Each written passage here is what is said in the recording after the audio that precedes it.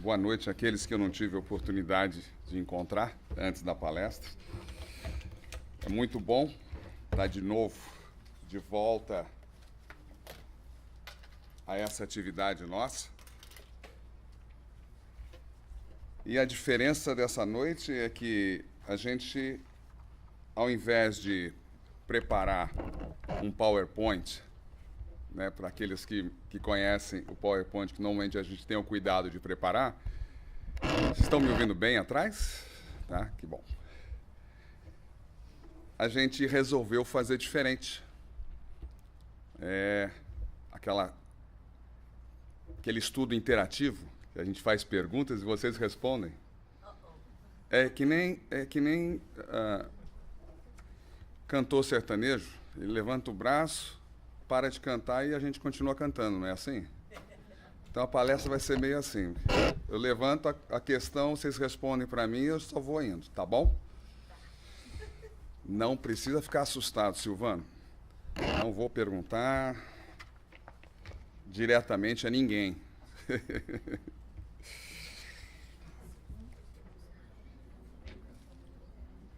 A despeito das brincadeiras, que a gente possa ter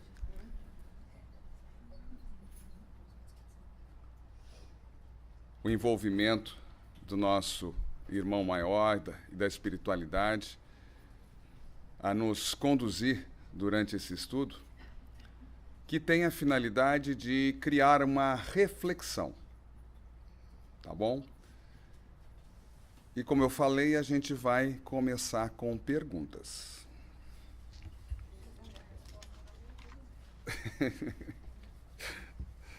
A primeira pergunta é assim: quantos estão aqui pela primeira vez? Por favor, se estiver pela primeira vez, sentado aqui na frente, deve ser ou nessa cadeira, né? Porque...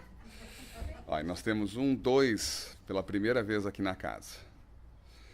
Bom, quantos frequentam a casa há mais de 6 meses? Ótimo. Quantos de vocês tomaram a decisão de participar dos cursos que são oferecidos na casa? Diminuiu, né?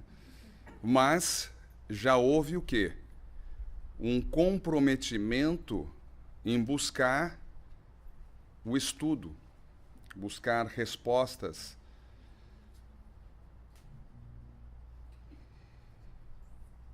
E quais foram os principais motivos que levaram vocês a frequentar a casa? Então, se eu fosse perguntar um a um, nós teríamos respostas certamente bem parecidas. Eu estava tendo a oportunidade, no preparo do estudo, de ver um depoimento de uma pessoa que nós que eu digo, eu, minha esposa, minha família, conhecemos muito de perto, e ela é diretora de uma casa espírita em Minas Gerais, Juiz de Fora.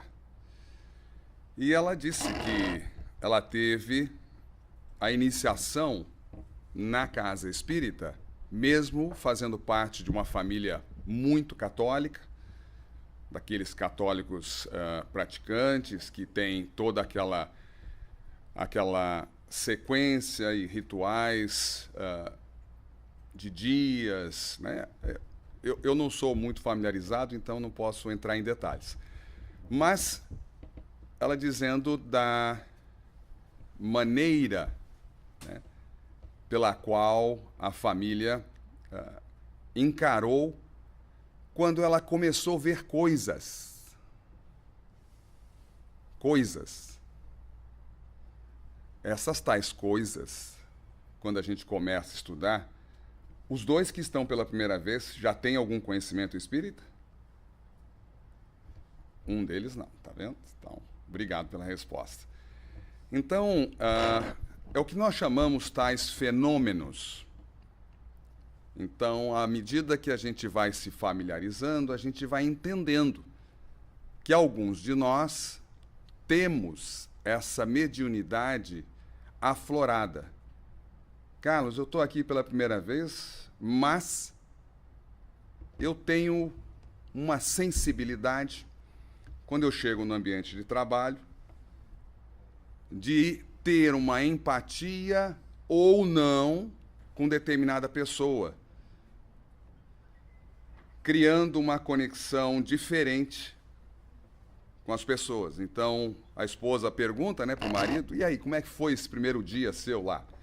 Olha, teve pessoas que eu adorei, mas tem uns 3 ali que eu não fui com a cara. Então, a gente tem um nível de sensibilidade que faz com que a gente reconheça diferentes vibrações ou diferentes sentimentos que emanam de diferentes pessoas. Mas alguns de nós não fomos levados pela curiosidade de descobrir o que são essas coisas ou esses fenômenos. Se eu pedir para levantar a mão, é capaz de vários concordarem comigo que a dor é um grande motivador das pessoas frequentarem as casas espíritas. Porque, após estarem frequentando determinadas ou diferentes religiões, eles começam a não encontrar as respostas que estavam procurando. Por que uma criança nasce com determinada disíase, ou por que determinada pessoa parte tão cedo, e outras questões que a gente, ao longo do estudo, principalmente aqueles que já estão estudando na casa, começam a ter essas respostas de maneira tão fáceis de compreender. Depressões, perturbações, são alguns dos motivos que levam a grande maioria de nós pela primeira vez para a casa espírita. Então, hoje, o tema da palestra, que não está nem num diapositivo que nós não preparamos, mas foi de propósito, hein? Foi falta de tempo, não, porque a Simone me avisou. Porque, na verdade, eu me coloquei à disposição da dona Elisete antes, e aí nós tivemos essa oportunidade, e eu estou aqui, mais uma vez, agradecendo essa oportunidade.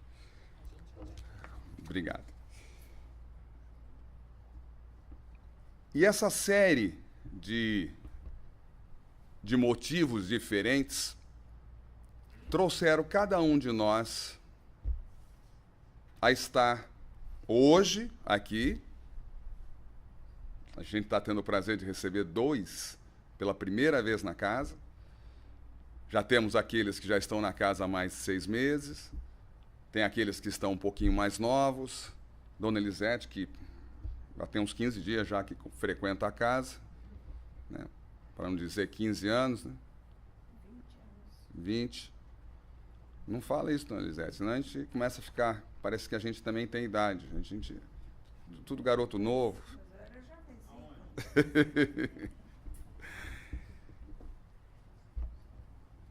O tema da palestra é o seguinte: tornei-me espírita. Então, a consciência de que nós,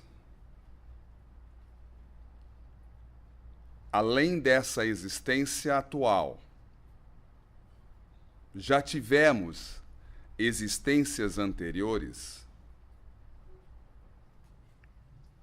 e que tem um motivo para isso, a gente começa a nos auto-intitularmos espíritas.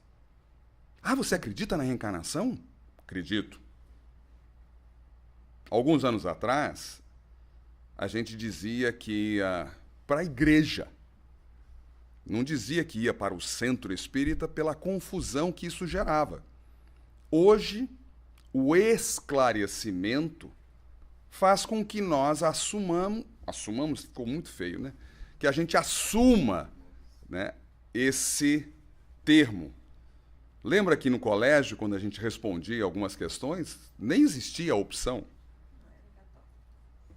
Eram duas opções, da terceira já era, né, já não era reconhecida como, e nós, então, espírita, pode esquecer. Então, o esclarecimento traz essa facilidade de compreensão da doutrina. Esse é o ponto principal da doutrina espírita. O esclarecimento vos libertará. Quais foram as palavras de Jesus? Conhece a ti mesmo e a verdade vos libertará. Então, Jesus tinha a propriedade de poder nos orientar corretamente? Essa é uma questão. Sim ou não? Claro. Mais alguém concorda aqui? Nós só tivemos uma concordância aqui na frente. Todo mundo concorda. Porque ele é o quê? Ele é um modelo e guia perfeito que o nosso Pai Maior permitiu que viesse à Terra, permitiu que ele tivesse a vivência dele encarnada, igual a nós, e ele veio ensinar a doutrina do quê? Do amor. Olha o quão sério é isso. Então, ao longo da nossa existência, ou de nossas existências, temos nós que procurar exercitar essa doutrina, que é a doutrina do amor. Só que no dia a dia, essas incoerências que o mundo nos apresenta levam nós a uma série de perturbações. Perturbações essas que são as grandes responsáveis pelas nossas chamadas enfermidades espirituais, causadoras, muitas vezes, do quê? Das enfermidades físicas. Estou falando? É só levantar o braço, parar de falar, que vocês seguem cantando comigo. Então, na verdade, o nosso estudo de hoje ele é muito coerente. É muito fácil de a gente ir acompanhando. E sempre que se sentirem à vontade, por favor, fale e fale até mais alto. O Normando já falou 3 vezes, eu não consigo ouvir a voz dele. Quer um microfone aí, Normando? Não. Tá bom? Olha, já deu para ouvir sua voz agora. Agora eu vou entender. Vamos juntos. Então, essas perturbações que vão sendo causadas pelo nosso dia a dia, por essas chamadas incoerências do mundo, desse mundo atribulado que vivemos, nós devemos reconhecer que a nossa interação com este mundo é que vai criar ou não as tais enfermidades espirituais e as físicas, por conseguinte, por consequência. Carlos, você está me dizendo que eu vim aqui na casa espírita para ouvir que eu sou o responsável pelas minhas enfermidades? Eu estou buscando ajuda e você diz que quem vai me ajudar sou eu mesmo? Esta afirmação é verdade ou falsa? Verdade. Então a gente tem que ter conhecimento do que possa ter causado isso. Com a felicidade e o bem do esquecimento, para os mais novos, a gente vai meio que passando por cima e vocês vão acompanhando o voo, tá? para aqueles que estão estudando, já sabem que nós estamos falando de sucessivas vidas, né? À medida que nós vamos entendendo esse mecanismo, a gente tem condições de nos ajudarmos mais ou menos. Então, o esclarecimento, o estudo, o aprofundamento leva a essa libertação. Vários de nós já tivemos pessoas em nossas famílias, amigos, vizinhos, conhecidos, colegas de trabalho que entram em depressão profunda. A gente tem que estar em condições de quê? Bem amparados, poder, dentro daquela oportunidade, ajudar. Mas, Carlos, eu mesmo já passei por uma depressão, eu nem sei se eu saí dela, como é que eu vou ajudar alguém? Você, melhor do que ninguém, sabe quais foram os caminhos que você passou, e você está em condições de ajudar, sim. Não perca a oportunidade. Ela passa e, às vezes, demora a voltar. E a gente tem que agradecer. Imagina se eu digo não para Simone. Vai saber quando que eu ia voltar aqui para falar com vocês. Né, Simone? Então, essas oportunidades de trabalho, essas oportunidades de ajuda, essas oportunidades de dividir o amor que a gente recebe do Pai, o amor que a gente recebe da espiritualidade, que tanto cuida da gente, a gente chama espiritualidade, ou mentores, como os nossos anjos da guarda. Tá? Então, a nomenclatura, Deus a mera. O importante para nós é entendermos essa conexão. Agora, se você está conectado com aqueles anjinhos, aqueles que usam um uniformezinho diferente, uma roupinha vermelha, né, gosta de uns adereços, então, a sua conexão faz com que você tenha, ou a sua opção, o seu free will, o seu livre-arbítrio. As palavrinhas são todas iguais, só falta a gente entender a colocação dela nas diferentes situações que se apresentam.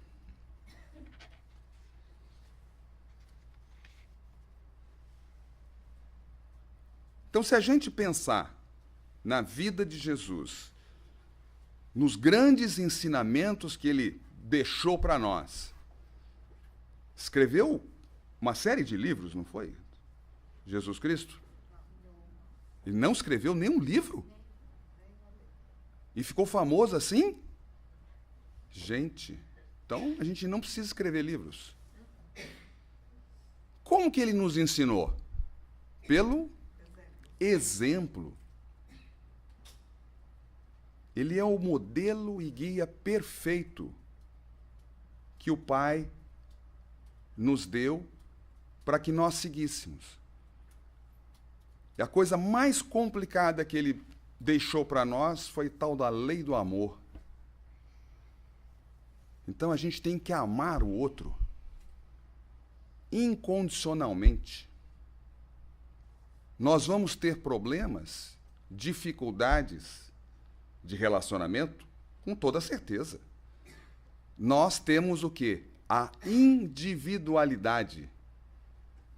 E é isso que faz com que a gente tenha essa diversidade, é que traz a beleza.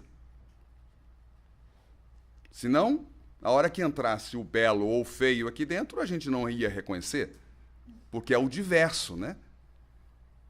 Nós somos todos. Não é no momento que a gente entra na casa espírita que a gente fica todo igual. Todo fala baixinho, abraça um ao outro, né? Então não é. A gente tem uma diversidade própria nossa. Vamos encarar isso como diferenças? Fica mais fácil da gente, né, visualizar o quadro. Então, essas diferenças fazem com que a gente tenha que, pela lei, que é mais uma lei divina, tá, de convivência, de sociedade, que a gente conviva com essas diferenças. O que é conviver com as diferenças? Alguém se arrisca?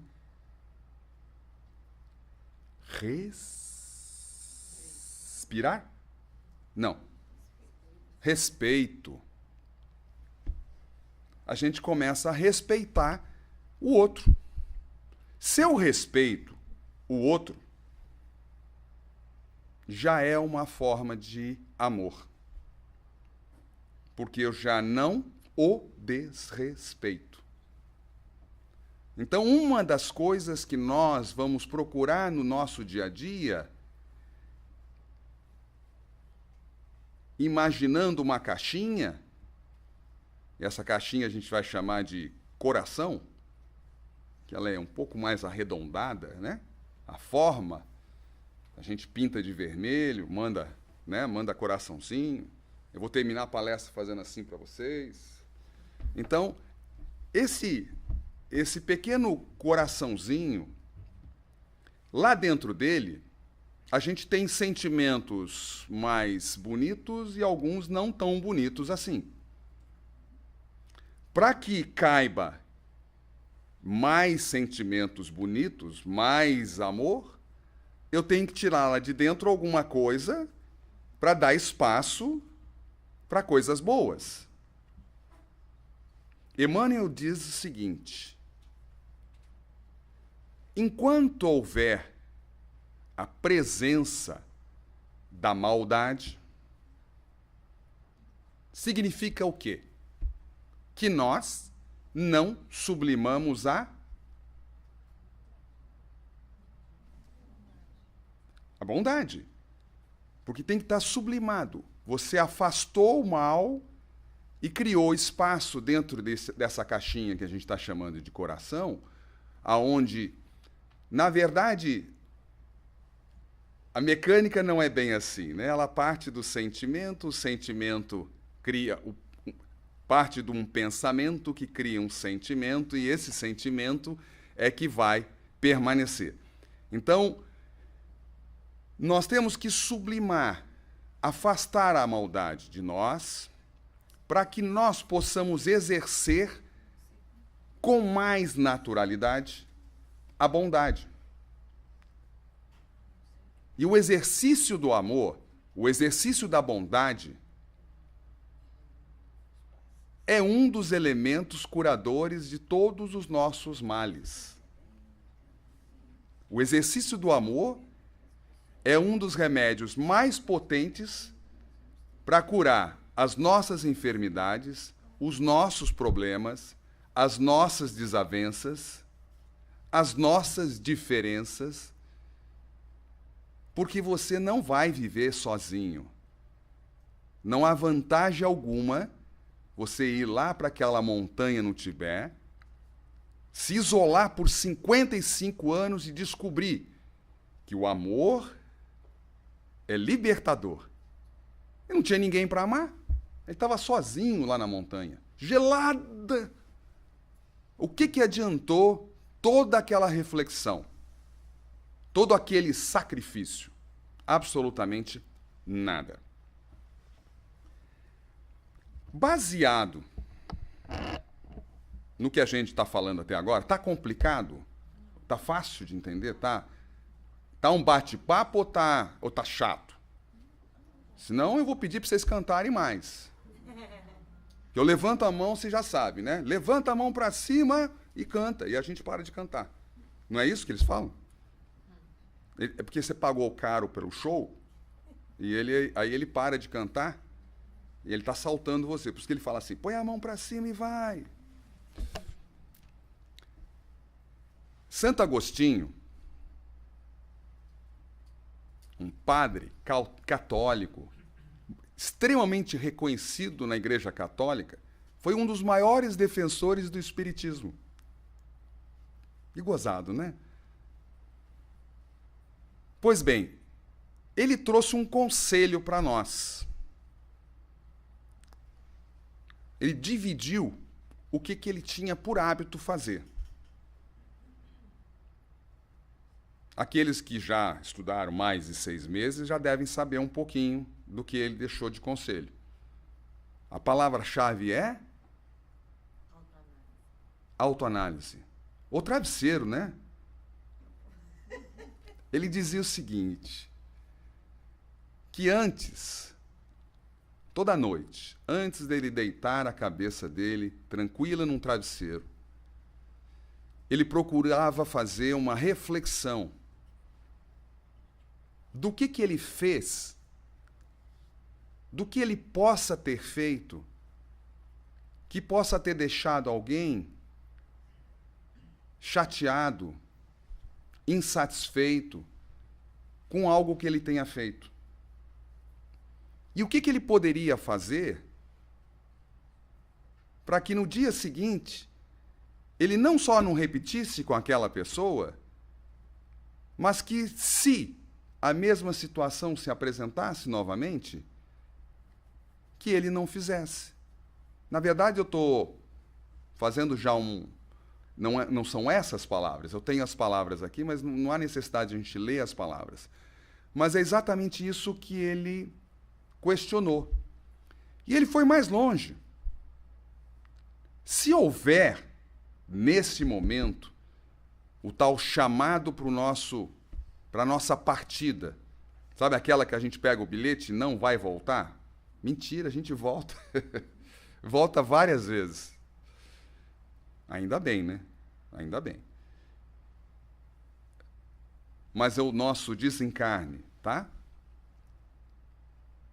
Você estaria tranquilo com a sua consciência de que você não deixou ninguém magoado com você? Que você fez tudo o que você podia, tudo que estava a seu alcance? É uma pergunta que eu estou fazendo. É para a gente refletir. Então, o que a gente deve fazer, então? Vamos começar a fazer essa autoanálise. Cada noite, a gente faz o exercício. A gente começa a pensar nas pequenas coisas, aquelas mais próximas da gente. O que eu fiz que eu não devia ter feito? O que eu falei que eu não devia ter falado? Essa diretora, ela dividiu uma experiência que ela teve, porque o chamado para dirigir a casa espírita chegou quando ela tinha 20 anos. E aos 22, a diretora do centro desencarnou. Ou seja, aos 22 anos, ela teve que assumir a direção de um centro espírita, tradicional já na época. E sabe o que aconteceu com ela? Ela foi deixada lá no travesseiro, na cama, por 4 meses. A espiritualidade queria orientá-la, ensiná-la a se depurar o necessário, o suficiente para que ela estivesse à frente da casa espírita. Ela sempre se posicionou de maneira assim muito agitada, e eles diziam para ela que ela tinha que se acalmar um pouquinho mais, falar as coisas com mais tranquilidade, procurar aceitar as diferenças, as diversidades. E ela foi melhorando, graças a Deus. Começou a andar. Ela não conseguia nem andar e nem a falar. Mas, numa desses recoveries desse restabelecimento, ela pôde dar alguns passos e sair do quarto. Para surpresa dela, ela passa a mão assim no móvel da sala e encontra poeira. O pensamento dela, sabe qual foi? Não limparam essa sujeira. Podia ter sido outro, né? Preciso de um pano para limpar essa sujeira. Diz que no mesmo momento ela se desfaleceu. Lá foi ela para o chão novamente. Era a espiritualidade tentando ensiná-la o mais rápido possível, porque ela estava num curso intensivo, porque ela tinha uma missão, que era dirigir a casa espírita.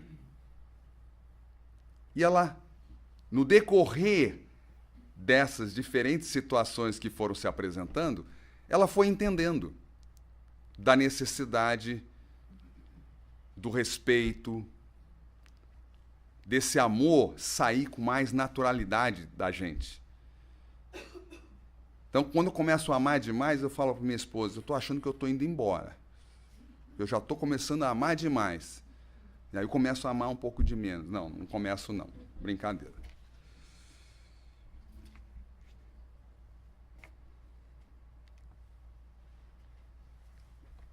Mas o bom dessas provas que o mundo exterior nos apresenta é que nós vamos tendo consciência da necessidade do esclarecimento e que esse esclarecimento, na grande verdade, ele nos autoliberta. Ou seja, quem é o causador dos nossos problemas? É o patrão? É o vizinho que estacionou o carro lá na minha grama?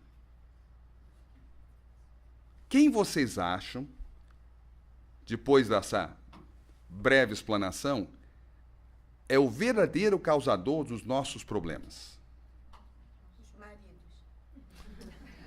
Há controvérsias. Somos nós? Nós mesmos, nós próprios. Porque alguns que vêm para a casa espírita vêm em busca da cura, cura física. Eu ouvi falar que se você for na casa espírita, eles vão curar você. E, na verdade, quem vai curar? A nós mesmos. Nós mesmos. No momento em que nós reconhecemos esses problemas e como eles foram criados, nós estamos chegando naquela parte da palestra que diz o seguinte: e agora? Lembra? Tornei-me... Qual que é o tema da palestra? Por favor, alguém me ajuda. Tornei-me espírita e agora? Cara, você quer dizer então que agora que eu sei que eu sou o causador dos meus males, eu sou o responsável por isso tudo? É. E se você quer continuar dizendo, eu sou espírita, né? Que as pessoas perguntam, né? E você começa a ficar proud. Eu já estou há mais de 2 anos no centro espírita. Eu estou há 20 anos no centro espírita. Então, para você se intitular espírita, a gente tem alguns requirements, alguns requerimentos que você deve preencher. Um deles, Santo Agostinho deu uma dica para a gente, que a gente deve procurar ser, no dia seguinte, o quê? Melhor do que nós fomos no dia anterior. Vamos pegar esse breve período chamado vida, que pode ser dias, meses, anos, meio século, quase um século de vida, que ainda assim é breve, comparado com a eternidade que nós temos pela frente. Todas as religiões falam da eternidade. Não pode ser desse corpito. Esse vai desfalecer. Vocês vão ter necessidade de outro. Dá para entender isso? essa volta nossa é uma oportunidade, lá vem pergunta, pode ser essa, de aprendizado ou de evolução. Vou levantar a mão, hein, gente? Reparação. Então, o espírita, ele sabe dessa responsabilidade. Eu vou ter que ser melhor, eu vou ter que aprender.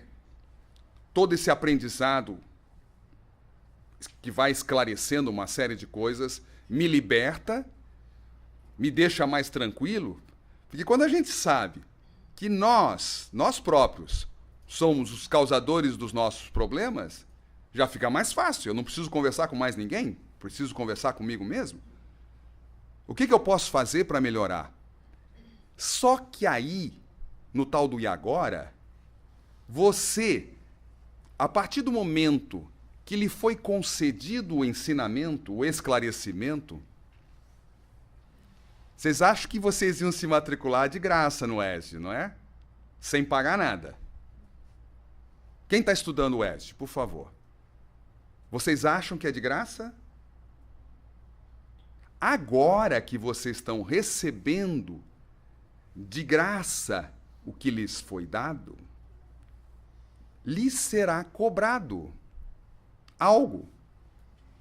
A partir de agora, a Dona Lisete já pode dizer para você, venha aqui fazer uma prece.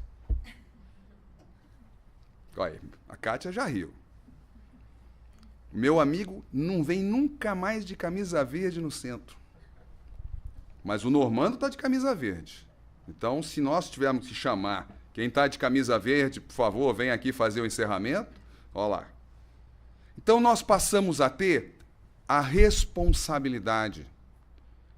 E não tem nada melhor do que a gente ter essa oportunidade.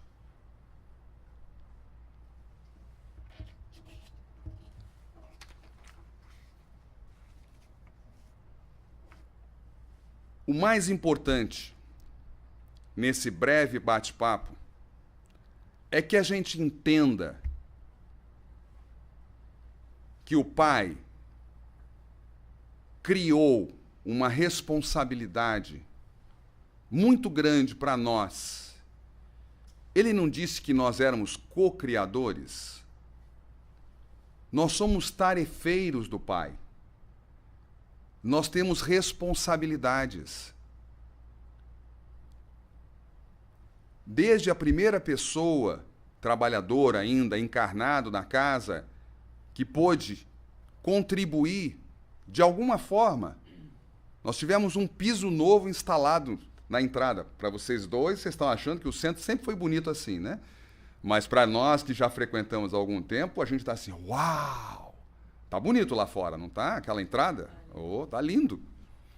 Então, essa possibilidade de nós nos apresentarmos para o trabalho,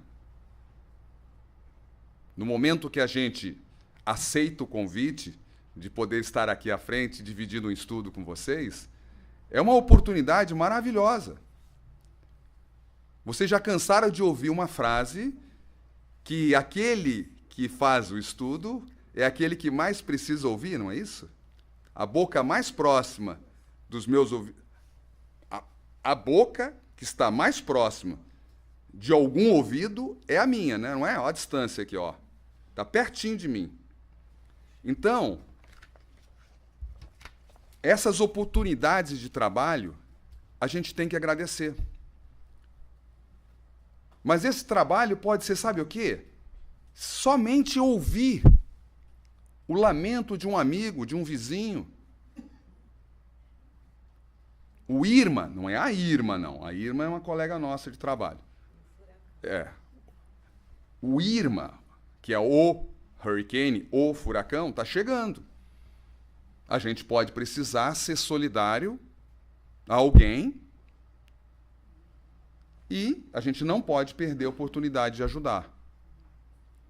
Então, no e agora, é importante que a gente tenha consciência que o esclarecimento que trouxe para nós várias respostas, trouxe também a responsabilidade com o pai. Ah, então não era de graça. Nada. Todos foram enganados. Fica claro isso para todos?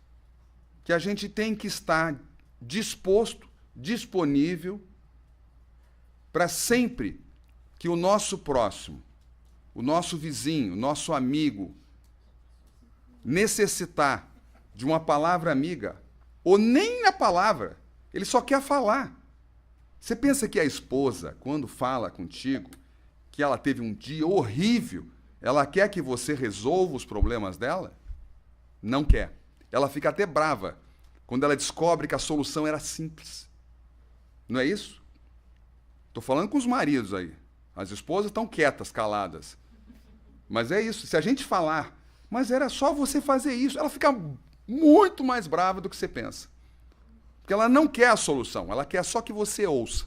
Não é isso, Márcia? Não sei. Olha, olha. Então, gente, vou fazer diferente. Eu vou pedir o compromisso de todos nós. Já que a gente quer responder o questionário e dizer, eu sou espírita. Aí o tal do palestrante foi lá e falou assim, e agora? E agora eu descobri o que vem depois disso. Então vamos nos comprometer, principalmente com quem? Conosco. Então não é, eu assumi o compromisso lá com aquela senhorinha, ela é tão boazinha, cabelo curto, assim pequenininha, o nome dela é Dona Lisete. O compromisso não é com ela, é com você mesmo. Como eu estou no adiantado, eu não vou ler, mas relembrar a vocês o que há 2 semanas eu tive a oportunidade de relembrar. Madre Teresa de Calcutá, ela trouxe, e é longo, eu não vou ler, vou só mostrar, tá? É isso tudo aqui, ó. Tá? Que normalmente a gente tem, né, projetado.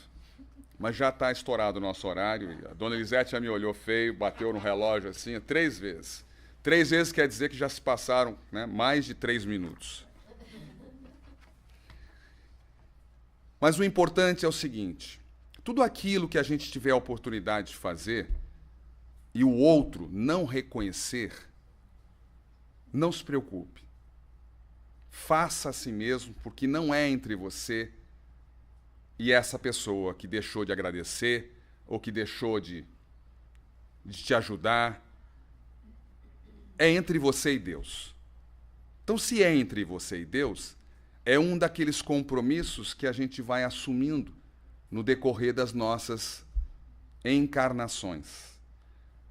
Me permitam, aqueles mais novos, a gente está usando os termos para vocês se familiarizarem, tá bom? Então, não há dúvida, os cientistas já provaram que a gente tem vidas sucessivas.